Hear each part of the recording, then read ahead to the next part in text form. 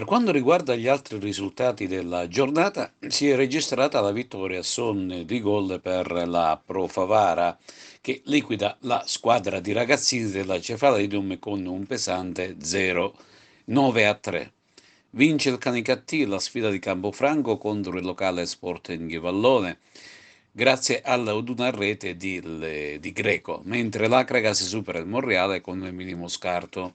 Anche il capolista Dattilo conquista l'intera posta in palio fuori casa sul campo dell'Alba Alcamo con il risultato di 1-4, mentre il Don Carlo Misilmeri supera il Mazzara con il risultato di 3-1. Negli anticipi del sabato, la San Cataldese ha espugnato il campo del CUS Palermo con una rete di Prestia. Il Geraci ha avuto la meglio su Castellammare per 3-1, mentre Parma Valle Marineo terminano in parità la gara dello Monaco, 2-2 il risultato finale. La classifica rimane immutata per le prime posizioni.